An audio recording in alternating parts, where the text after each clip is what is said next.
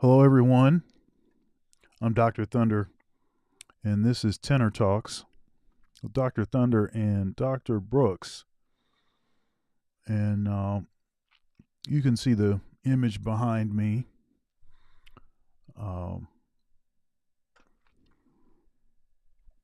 November 10th. That show was from November 10th. Dr. Thunder Quartet did a Wayne Shorter concert, tribute concert. And we had a great time with the music. Wayne has been a real influence on my playing, on my compositional style, and has been so influential to so many. A student of John Coltrane. Played in the same band Coltrane played with Miles, and wrote a lot of tunes for that band. One thing that people don't know about Wayne is that Wayne was a composition major in college. And that becomes evident when you survey the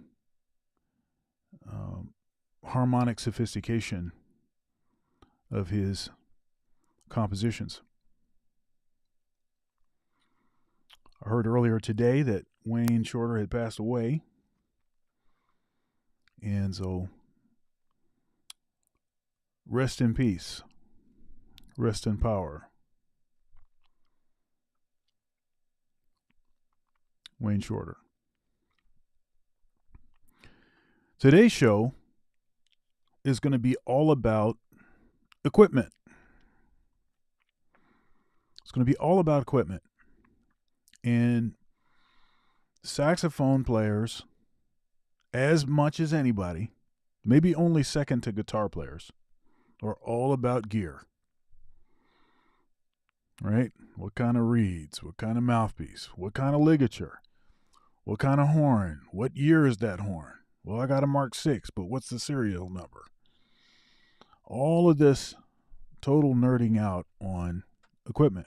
What kind of strap do you have? You know, what kind of reeds do you play on? Are you playing on cane still? Are you playing on synthetic reeds? What's that ligature again? Let's see, is it cloth touching the reed? So now I've seen some of these ligatures with wood touching the reed. Metal. Is it the 4-dot plate? Is it lines? I've seen some folks with rubber bands. Is it a metal mouthpiece? Is it a hard rubber mouthpiece? Oh my goodness. And now we got 3D printed mouthpieces now. And it's an unending sort of journey of equipment. And I will admit that I have been likely as guilty as others of collecting mouthpieces, collecting gear, instruments, everything, different kind of neck straps. Heck, I have neck straps because somebody said, hey, this is a good neck strap. So I picked up that neck strap. And I don't even play on the neck strap. So today's show is going to be, we're going to be asking this question: does equipment really matter? Does equipment really matter? Now, it may seem that I'm sort of poo-pooing the idea of equipment, but I actually do think that improving your equipment or changing your equipment can have a rather profound impact on your playing. However, I do think that ultimately the sound, the concept, the music does not come from the equipment. It comes from the musician. That and more today on Tenor Talks. Let's go.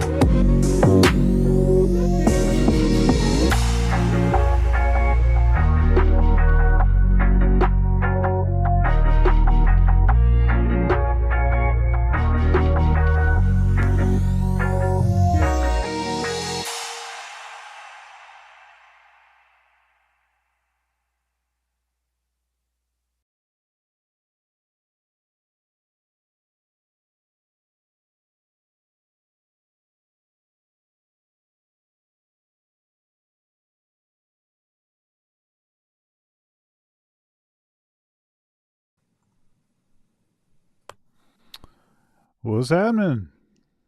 Hello, hello. How are you? I'm doing all right. Doing all right. Yeah. Yeah, I liked your words about Wayne at the beginning of the show. I'd echo all the same stuff.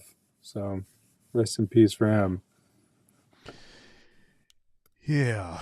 It's now Wayne sort of defied the odds. I mean, he lived a long time, especially Hmm. for, jazz musicians of that era. And so we got to enjoy his music and got to see it evolve quite a bit more than many others. Yes, Um, absolutely. Very and fortunate for that. Very much so. His band changed quite a bit, and his concept continued to change, and his compositions are. I mean, if all he did was just compose, uh, he made such an impactful contribution. So, anyhow, Absolutely. Wayne Shorter. All right, so let's talk equipment. You know, and I knew that when we started doing this show, we were going to eventually have a show on this topic. It was inevitable. Of course. I'm surprised it Yes, wasn't the first show. that's right. I tried to hold off a little bit, resist a Yeah, little bit, try to act like ease into that. but we knew that this was coming. So let's do this. Let's why don't you talk about your equipment, the stuff that you play, Sure. and I suppose you can itemize, per horn and all that kind of thing. Hmm. Talk about the horn, talk about the setup, all of that. You can give us that, and Yeah. I'll do the same thing. We can start there. So, absolutely. So, I'll start with tenor sax. That's certainly, what I consider to be my primary instrument. Um, I'll model it here because this is the only one that I have next to me. So I play. This is an early '60s. It's 126 thousandths Mark 6 tenor. See if I can try to get it in there. Mm, Really, really great horn. I have it pretty. Um, not heavily modified. It certainly has original lacquer. I have some key buildup there on both of the sets of palm keys and stuff, mm, just to have it fit my hands a little bit better. And I have another modification. I had really great, one of the best, in my opinion, horn techs in the U.S. Paul Maslin added these Oleg kind of retrofit mm. these on, and so it kind of because this model of Mark 6 has the ball and joint ones, Right. which are good in some ways, but they're really loud. They make all sorts of click clacky nonsense. So I had those taken off. Otherwise, it's a pretty standard horn. Um, in terms of the body of the horn, and then a lot of the modifications and personalization stuff is at top. So another add-on that I have is I have a neck mass. This is a product that's called a Klangbogen, made by Reed Geek. The guy who owns Reed Geek is a really awesome guy. Mario is a really cool guy. He also, obviously, their main product. I keep it at my desk. Another piece of gear. These are accessories we can get into later. But I have an actual Reed Geek, but that's a neck mass. And then my neck is obviously not the original neck. I have the original neck for this six. I played on that for a long time. But this is a silver plated Boston Sax Shop Heritage neck.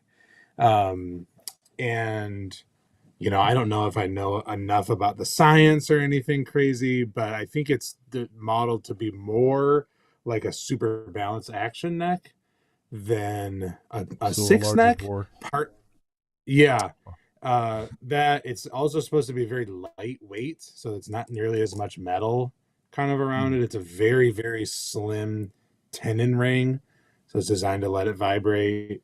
And what I noticed to my original neck for this, more than anything else, was how different the neck angle was, and this is much higher than the horn that came with this. And I don't, I don't have my original neck here in my office, but almost to the point that the top of the tube at the mouthpiece point on my original neck is at the bottom of the tube on this. It's an entire bore's width difference.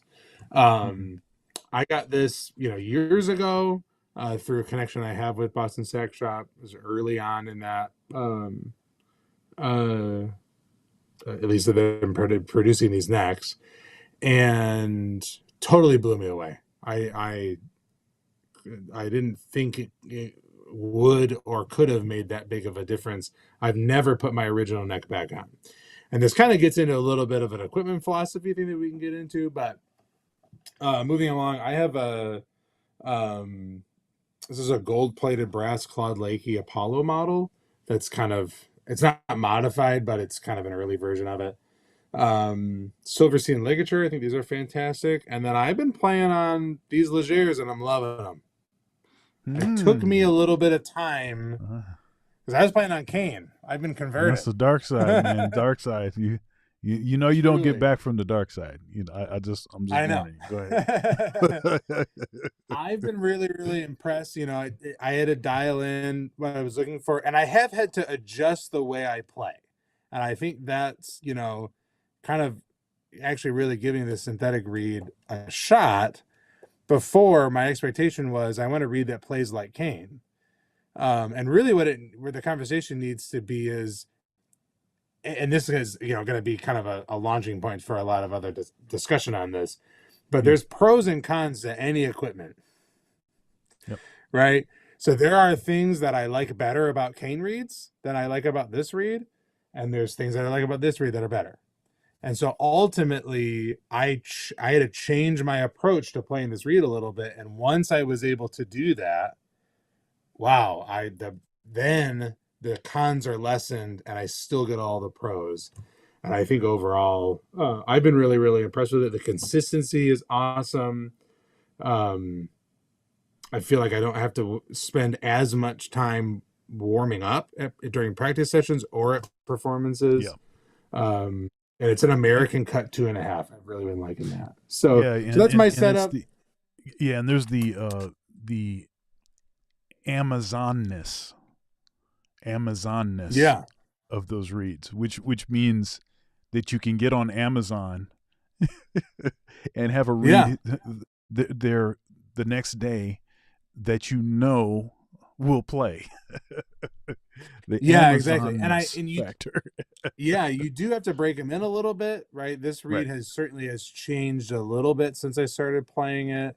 And I had a reed before this that was a little bit too big, or too thick, too high of a strength. But once I kind of got it dialed in, it takes a minute. I've noticed that the reed strength on the synthetic reeds seems to make a much bigger difference than it does on a cane reed. It seems like a cane reed, you can almost get away with like a half size different, at least in a pinch. With these reeds, if you don't nail the reed strength, it's just never gonna work. I use this sort of analogy between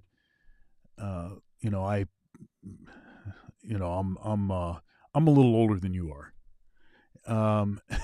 And so when you start thinking about like empty calories and stuff like that, that stuff tends to stick to me probably more than it sticks to you. And so, I went through the transition. I was like, okay, now, I still like cold and sweet, but okay, let me do the diet thing. Initially, when I tried diet soda, because I was expecting diet to taste like the regular soda, I just couldn't do it. I was like, what is this diet Coke? What is this Diet Coke? Diet Coke doesn't taste anything like Coke. Man, this tastes terrible. It tastes like metal. It's like this. So I just couldn't do it. And then I got to a certain point where I was like, okay,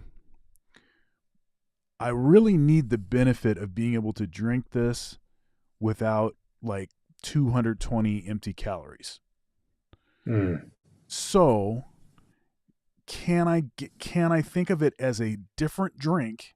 It's not the same. It's different.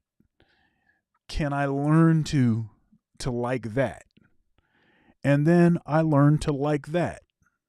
And so, and now Yeah. granted, I still would rather have the regular Coke.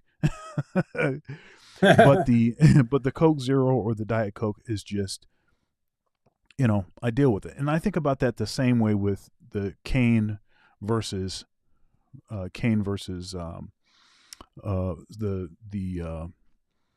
Synthetics. Yeah. yeah, the synthetic reeds. Now I played on FiberCell reeds for years, and the first time Mm. that I tried FiberCell reeds, I couldn't get with it. And it was the same thing. It was like, this is not cane. This is not like cane at all. It kind of looks like cane, but this is not cane. So why are people are saying that this is might as well not even be a reed. I'm thinking this Mm. way.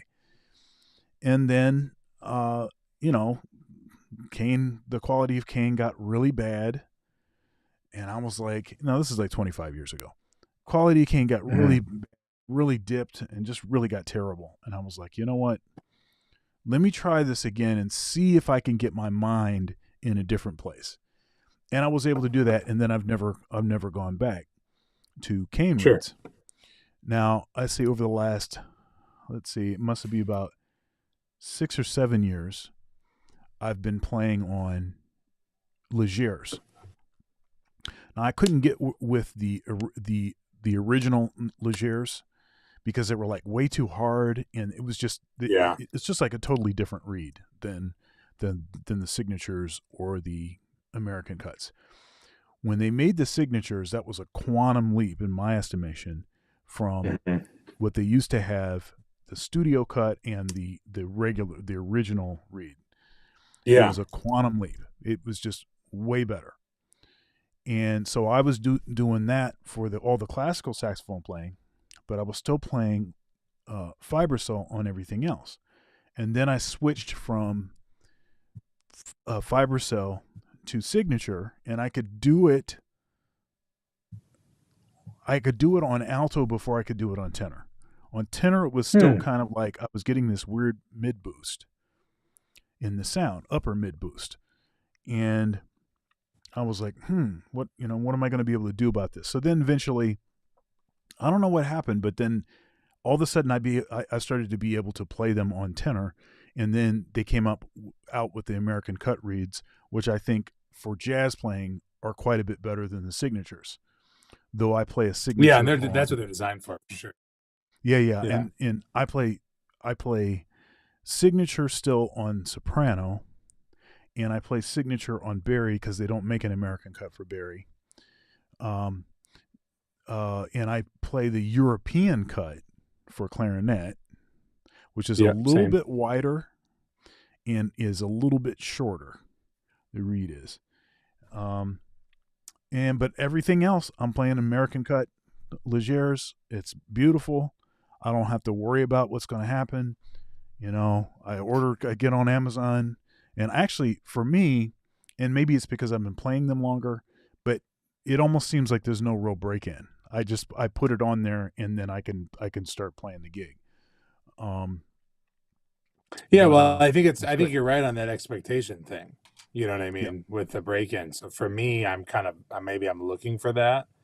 Mm-hmm. But I agree. I also play European on bass clarinet and on B flat, and I actually played those first just because I Oh, do really? a lot of doubling, a lot of theater work, Hmm. and so it was kind of like, oh well, this is a good sound for this stuff. Um, but I'm just so used to cane, and then the other side of that too is it's a benefits thing, kind of what you're talking about, uh, and.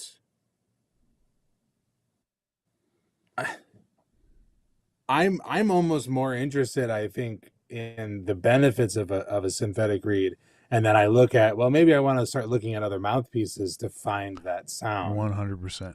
You 100%. know what I mean? Rather than I got to stick with this mouthpiece setup and I'm trying to find a reed to fit it. Yep. I haven't Yep. gotten there yet, but maybe and stuff like that. And but I agree with that expectation analogy. It really Hmm. is. Another analogy I use with that is if you grab a handful of M and M's and it turned out to be Skittles. Wow, that's not what I expected, right? So it's a part of what you're looking, or vice versa, you were looking for, Hmm. or just a sweeter drink. I think about like other pop stuff. I was thinking about. I see we have a comment on this. It's like Mountain Dew versus Sprite or something like that. But But anyway, it's kind. how come all of our illustrations are like high sugar, like sugar candy? Because we're both deprived. That's great. But yes, so I think that's right. So I'll kind of go through my other things to kind of talk about, and we can see how nerdy we want to get on this stuff. Just because I'm interested in learning a little bit with your tenor setup. So Sure. I have I have these red dyed pads. They're kind Oh of yeah, might be able yeah, to see them a yeah. I little bit. noticed that. And then you And have then I have what is it? Sterling silver. It's is yeah it? Yeah. yeah, the silver stars or whatever they're called, and they're silver or metal, silver Hmm. resonators that are kind of waved to kind of Right. help with that with projection and things like that. That Hmm. actually came on this horn. I didn't have those put on. Um, and over the years, as some of those, I've had this horn I've had this horn 10 years or more. Hmm. Uh uh they've started those some of those pads started to go bad and I've had them replaced and I don't know how much of a difference I've really noticed. Um but but that is something that is a part of that setup. And I've noticed that on your tenor, and maybe we can kind of segue into your tenor setup. Sure. Um because you have very unique resonators on that horn and I kind of had not seen stuff like that before. They're like cone shaped. So if you want to Yeah. go over that. Yeah. So yeah, I play an LA Sax Big Lip X. And it's got you know rolled tone holes. It's actually not rolled tone holes. It's tone holes that they simulated a rolled tone hole by putting a bead Hmm. around it, right? And the Oh purpose of yeah. that is to save the pads, so it doesn't cut into the Hmm. pads. It you you get more life out of the pad that way. So rolled tone holes. It's got parabolic tone resonators, and so Hmm. they are sort of they're I mean they're about that tall. Yeah. You know they're pretty tall, and they're so big and massive. They're made out of like aluminum or something. That the tenor and the alto has the parabolic tone resonators. The same soprano does not have the parabolic tone resonators. They're too big. I mean, Hmm. they would stick too much into the hole. Probably would change the pitch, you know, Yeah. Yeah. too much. Um, but yeah, so I play that horn, and I'm just playing on the stock neck. I have two of those tenors. I have my main horn, which is uh, if somebody looked at us both quickly, they might think we were playing the same horn. It as far as like the finish on it, it's got like that worn out look. Um, Yeah. and and then the one that's in my office has got it's more flashy. It's like a black what is it like a black nickel and like a Hmm. silver something. I don't know what it is. It's one of those kind of it's a horn more like you would think of like maybe like somebody that plays more like Texas tenor or somebody that's more like an R&B kind of guy or more hip Yeah. hop guy Sure. would play. Is that's the look of it, but the feel and the sound of it is definitely more on the traditional side. Um, the mouthpiece that I play on is a Van Doren V16. It's a T9, and I'm playing on a 2 1/4 Leger American cut, and my ligature is a Francois Louis Ultimate Ligature. And I have symmetry on both my tenor and my alto setup.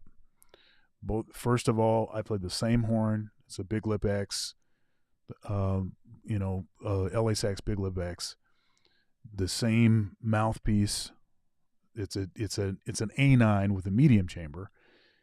The same reed 2.25 Leger American cut. The same ligature. What is that? Francois Louis Ultimate Ligature. But yeah, those are the horns. The soprano's the same thing, except for it's an S8 mouthpiece, and I'm playing on what is it? It's a signature reed, and actually I think it's a 2.5. It might be a 2.5 on that, but with the Francois Louis Ultimate Ligature, I really like those ligatures. I like the idea of like not sort of holding the mouthpiece hostage, sort of just like enough pressure to keep it on there, and then metal on all the points of contact with the mouthpiece seems to promote like the free sort of blowing and vibration, which Yeah. My alto is a Super Action 80, which some people kind of call it a Series 1. I have a silver plated Selmer neck for that. I play a Phil Tone Aurora. I also use a Silverstein ligature. I use Silverstein ligatures on every instrument that needs a ligature, at least. I'll have to check that I out. really like I those. haven't actually tried those before. Yeah, I like them. They just do a really good job. Like, I describe them that they like finish the sound really well. Like they I don't notice that it makes it brighter or darker necessarily. It's just very even, and it's I don't know. I just really enjoy it. And again, that's something else I don't know a ton of the science about, but the idea is that it's a single chord. I kind of can show you a little bit. And so this chord is I think it's some sort of like, it's like a Kevlar weave or something. And I think the idea behind it is that it's supposed to be, if not the same density, a very similar density to reed, to like the cane that a reed uses. And so it's supposed to vibrate with the reed. Who knows if that's true? I don't know. I'm not going to test it and figure it out. But I notice is that to me it is it feels a lot like metal. I usually recommend to pretty much all of my students that they should have some kind of metal contact. I like the Silverstein better than like a typical metal contact point, but it's kind of like a little bit of both. It's very even. You're not really ratcheting it on there. It's just kind of holding it. And I really, really enjoy it. So I play that on alto, tenor, my B flat, bass clarinet and stuff. I have a slimmer a tenor mouthpiece, so the build's not very bulky. And so I actually I own 3 of their alto / clarinet ligatures, because one for my clarinet, one for my alto, and then my tenor ligature takes an alto size. I see. So which is good, because when I have alto players that want to try it, they can try them. It's negative because it doesn't fit on like a standard like tenors, like a hard rubber tenor mouthpiece. Right. So it can be a little bit difficult that way, but I really, really like them. They are certainly a premium product, so there's a little bit of a price tag with that for a ligature. I was fortunate enough to get a lot of my stuff used, which certainly makes it easier. But I really like them. So, um, trying to think other equipment stuff. Is there anything else you want to kind of add to that? We can kind of get into some Yeah, accessories, maybe. yeah. So let me delineate my five, components of a, of tone, Oh, the sure. five components, or what's producing the sound. Because we're Hmm. asking the question, does equipment really matter? And obviously we have affinity for all this equipment with the blathering on and on that we have done about and nerding out on it. So obviously we have a connection to this equipment, um, and the each piece of equipment has seemingly solved a particular issue that we were trying to solve, right? And Hmm. I know for me, it's never really about the equipment. It's not like a prestige thing. It's not like, hey, I want this because I want to say that I have this kind of thing. It's like, okay, I'll play that maybe because other people say that it's good, but then I'm like, yeah, this is not really my thing. So then I'll go and Yeah. I'll find something that works for me. And my as I've gotten older, my I've changed physiologically. My Hmm. teeth have changed. My mouth has changed. My lung capacity has changed. Um, uh, you know, and from when I was pretty young playing to the kind of uh, force that I apply to the instrument now is completely different. And so Mm. the horn has to be able to stand up to, being sort of brutalized, and the mouthpiece has to be able to allow the air to get through. Um, you know, I I play loud, and I'm trying to fill the room up. All of that stuff, a lot of support. So Yeah, of course, of I course. Yeah. necessarily would need different equipment than somebody that doesn't play that way, and that's not a that's not a better or worse. It's just there's a different, and our bodies are different, our Hmm. brains are different, or the way we hear sound is different, and so equipment is likely going to be different.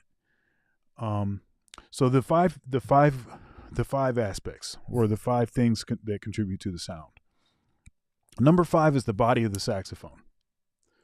Now, the body of the saxophone is important in that the holes are in the right place. You got good key work. It's in tune with itself as much as a saxophone can be, that anybody would want to play on. You know that they have actually solved most of the intonation issues with saxophone, but nobody wants to buy those horns because they all learned on Hmm. horns that are out of tune. It's true. That's true.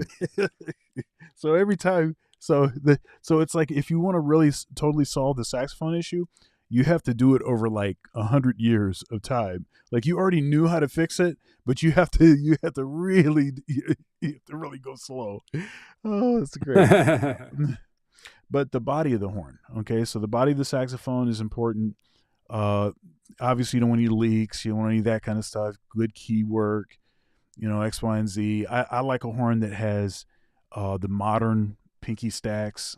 I actually have a King Marigo that does not have that pinky stack, and I also have a Con Alto, the one I started on, like a 1920s horn. That one also doesn't have that modern pinky stack. All the rest of my horns have the modern pinky stack because it's just better. And there's a ton of stuff that you can't even play on those other horns without that pinky stack. Um, so that's important. Number four is the neck. The neck is exponentially more involved in tone production than the body of the horn. And maybe that seems counterintuitive, but that piece is closer to you. Everything that's closer to you impacts the sound more. Now, you can start talking about what material that's made out of. Now, there is some debate about what materials sound brighter or darker. And even with the body of the saxophone, there's debates on, should it be bare brass? Should it be just a standard lacquered horn? Should it be gold plated, silver plated? So the old King Super 20s had a sterling silver bell and a sterling silver neck. All of that kind of stuff, there's I'll argue that sterling silver on the neck may actually have make a difference. But when you start plating stuff, if brass is the base, when you start plating it, I don't think it has the impact that people think it does.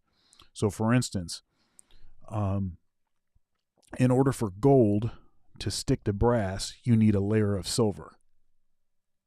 Mm-hmm. And it's always been said that silver is bright and gold is dark. The problem is that you need silver for the gold to stick. So you have a layer of silver. So what I think is actually happening is that because the metal is actually thicker, that's actually what's creating our perception of it being darker. Yeah. So less vibration. Okay. Silver is also very light. And so it's going to tend to vibrate more. And so that's going to make it seem, quote unquote, brighter. All right. So anyhow, the neck. Number 2 is the setup. I'm sorry. Number 3 is the setup. So we did number 5 is the body of the saxophone. Number 4 is the neck. Number 3 is the setup. Mouthpiece, reed, ligature. Now we can itemize and be talking all day. But the mouthpiece setup is much more involved in the sound than the neck, which is much more involved in the body of the saxophone. Okay, and we can start talking about baffles. We can talk about what material the mouthpiece is made out of. It turns out that all of those folks that ran out, they saw Coltrane, got a Coltrane record. Then they ran out to the store to get their metal link. Yeah. Only to find out later that he was actually playing hard rubber most of the time in the studio. And the reason for that is because the hard rubber has less issues with constant condensation. And so you're in the studio, you don't want to hear spit and stuff. But the metal you can play with a smaller profile, and it's possible that the metal may actually project better. But really what is producing the sound, what makes the difference is the cut inside the mouthpiece, not the material.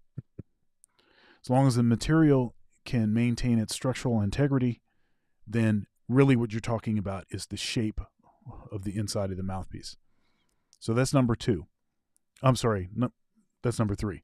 Number 2 is your anatomy.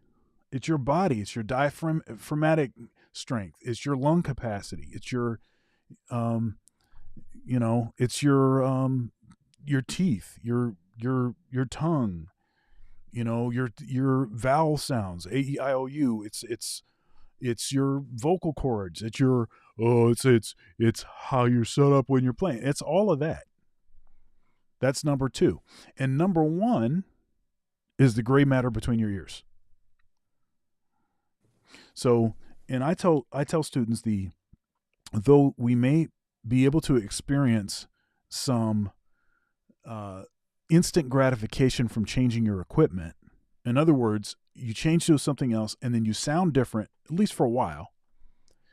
What's going to happen is eventually you'll end up sounding the same because your ear will keep trying to make you sound like that sound that's in your head.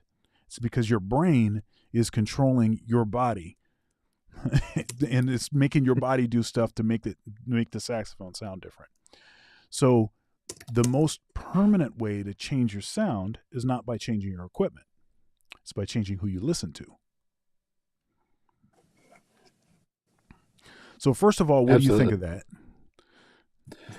Yeah, I mean, I totally agree with you. And I kind of, to answer the question, or at least my answer to the question of does equipment matter? Of course it does, but it doesn't solve your problems. Right. I absolutely use the same kind of rule that you have, the farther away from your mouth, the less important something is. So I think about, you talked about like quickly to go over it. The body of the horn, I look for comfort. It feels good to me. I like I play a vintage tenor, so I like a very smaller, like a more slim kind of feel. I know like modern horns just feel huge in my hands. Mm. I've had some students, kind of make jokes that my tenor feels like an alto because of just how much more slim vintage horns are than modern horns. Um, and I think repairability is really, really important.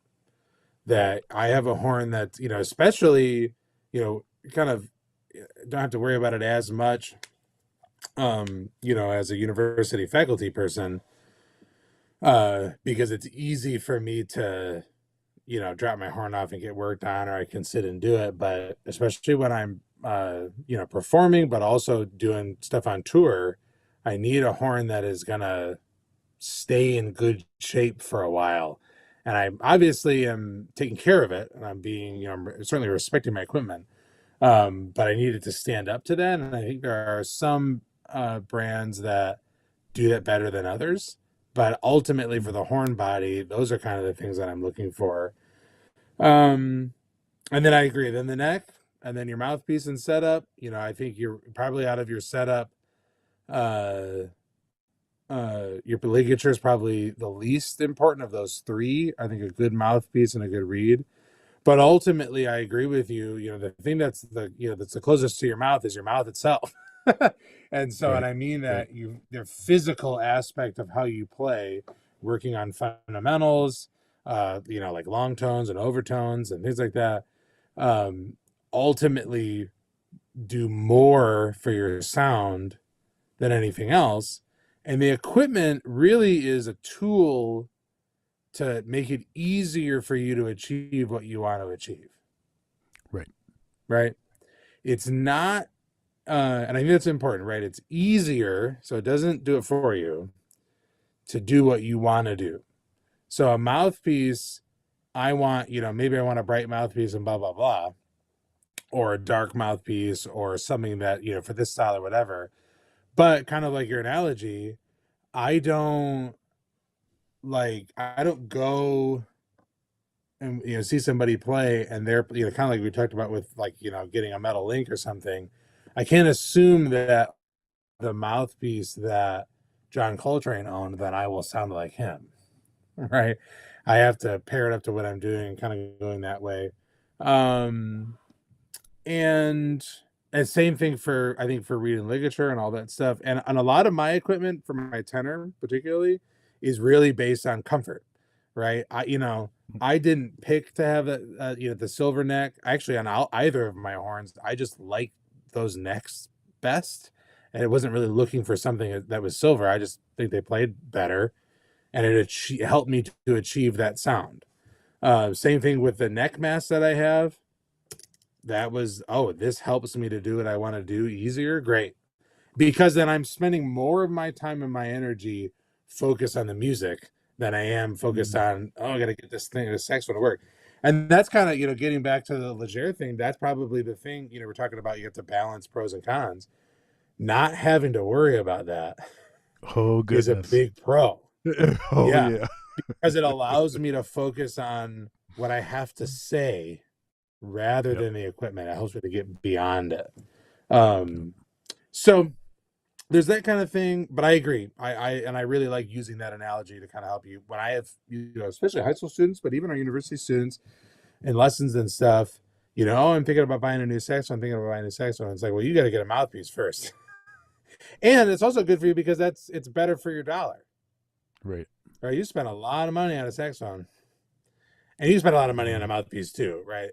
I played, Right. we were at Gen. I played Jody Jazz is making $1,000 hand hammered brass uh, tenor mouthpiece, which was a very nice mouthpiece. That's a lot of money for a mouthpiece. But still, that'll make a bigger impact on your sound per dollar than a brand Yeah. new saxophone would. Well, something And that so really, and yeah, and I think you sort of you said this more or less. Uh, one of the things that I say to students is, okay, so say if a student comes in and they've got a horn that, well, at least the horn is like it's got reasonable key work. It's like a student horn, maybe it's like a student Yamaha or something, and those horns are actually yeah, pretty good horns. Um, and but they don't really have money for a new horn. So, okay, why don't you get a neck? So Yeah. then, you know, get a neck, because a neck will significantly change the horn, and it at least can get you kind of down the road. Other thing I like to say to students about equipment is, um, and I want to remind people that this is the case. So I like this, you know. So I'm going to tell a story about Charlie Parker. Mhm. So we all know that Charlie Parker had a plastic saxophone. Okay, that was his backup horn. He had his good, you know, he had his good horn, and then he had this plastic horn in case he needed a fix, frankly. And so he would hawk the horn at the pawn shop, go get some smack, and then after he got paid for the gig, he could go back to the pawn shop and get his good horn back. And so he needed to have another horn. So there is this concert regarded as the greatest jazz concert of all time, and it's like what is it? Max Roach and Bud Powell and let's see here, of Yeah. course, Charlie Parker and Dizzy Gillespie. I mean, it's the gig, right? Hmm. So live at Massey Hall. So what a lot of people don't realize is that there was a concert on Friday and on Saturday. Okay, the one that everybody listens to and references as the greatest of all time is the one that was on the Friday, and the one that's also, of course, a great concert, but it's not the one that's cited, is the one that's on Saturday. Both of them were recorded. The Friday, he didn't have enough money to go get a fix, so he went to the pawn shop and sold his good horn, and he played a plastic saxophone on that gig. And of course, this is the gig, and this is the one everyone raves about. Oh, he's in rare form. He sounds like incredible, right? All these superlatives about it. Then Hmm. after that was over, he goes back to the pawn shop. He gets his good horn. On the Saturday date, he plays a metal horn, his regular horn. And I like to say this story, and this is before we had good plastic saxophone technology, by the way. Hmm. Okay, so Yeah, it's not a modern horn. Absolutely. yeah, Yeah. no, this is a piece of junk that he was playing. Let's just be clear about this. But he still sounded like Charlie Parker. The most important factor is the musician.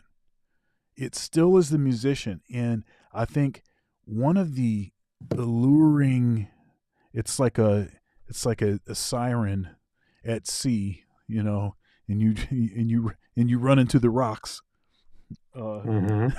because you just get entranced. We all kind of get that way about equipment, and though I think there are some valid reasons to change equipment, we also need to make sure that we're not sort of deifying the equipment. Like, if I get this is the unicorn right here. If I get this, then Hmm. nothing can hold me. Yeah, you'll get that, and then there'll become something else that you need also. My dad used to always Yeah. say, wants are insatiable. 'Cause as soon as you get Mm. something, then you'll be like, oh, wait a minute, now I got to get this other thing over here. And then you get that. Oh, that's going to be the thing. Oh, now I got to get this other thing over here. And it's an unending sort of thing. And all the great saxophone players I know, they have like a box of mouthpieces, like a ton of mouthpieces in there, and they tend to actually cycle through them. Often is the case that they'll sort of cycle through these mouthpieces. So there's a few friends that I have, and I'm unusual in that I don't actually have like a big box of mouthpieces. I have the As I one say, that I I'm the same play. way. I don't. Yeah, Yeah. I just have the one that I play, and then I get rid of the old ones. I sell them. I'm Yeah. like, hey, I don't want to be tempted by that anymore. It's like, Exactly. what is that thing? You burn the boats. You get to a certain land, and then you got to burn the boats to make sure that you're there for the Yeah, right you look reason. back. Well, that's something that I think about all the time, and I think can be damaging. When done at an extreme level, is too many options and equipment Oh, doesn't allow you to really settle in and Yeah. really learn how to use. And again, and we talk about equipment. I use the word tool all the time. I have to learn this tool. I have to learn the best way to use whatever item I'm thinking about. Um, and it takes time, right? It takes time to settle into one of those things.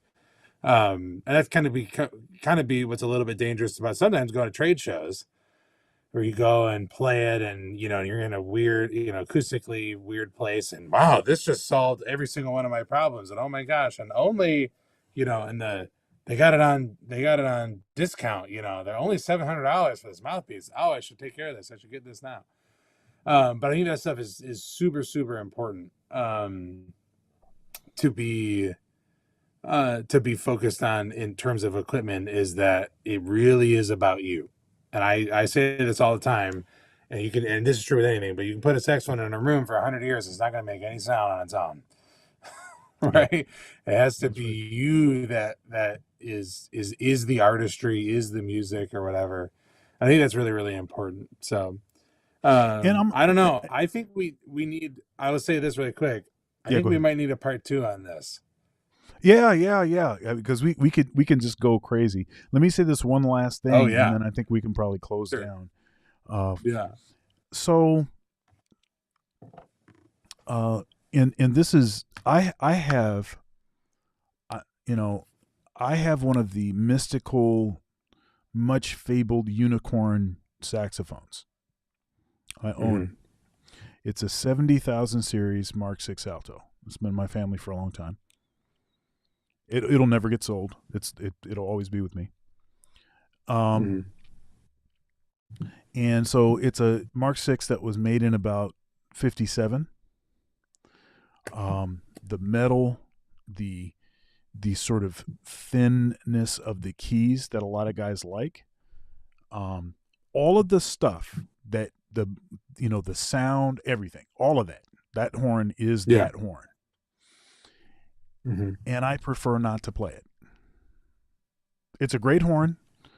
I played it uh, the end of my undergraduate years and into my master's degree, but almost immediately after I finished my master's degree, I stopped playing the horn because I was beating the hello out of it. I Mm. had to take the horn to the shop like every month, and I started to feel guilty, honestly, because it was my dad's horn. I started to feel Yeah. guilty. I was like, I can't really do that. And so I went and I found a horn that was built like a tank. And so that was a Steffenhauser. I played Steffenhauser saxophones for a while. And then also the LA sax horns are also built like a tank. Um, and so that was like a factor for me for a horn that I want to play is something that is built like a tank because I don't want to have to live at the shop. Mm. So anyhow, all right. Well, I think that's going to be our time for today. And yes, I Yeah. think we will do a part 2 of this. We didn't talk about flute. We didn't talk about clarinet. We didn't talk about Yeah. anything. And we All right, just we got a basically, lot of stuff to talk about. Don't make me do a all part right. 3 now. Oh, goodness gracious. All right. Well, everyone, take care of yourself and others. And folks, please come back and check out. I'm playing at Ginger Rabbit again, and I'll be live streaming that 6:15 to 9:30, playing songs out of the American Songbook. Um, jazz standards out of the American Songbook. So come and check that out. 6:15 to 9:30. That's our time. Peace out.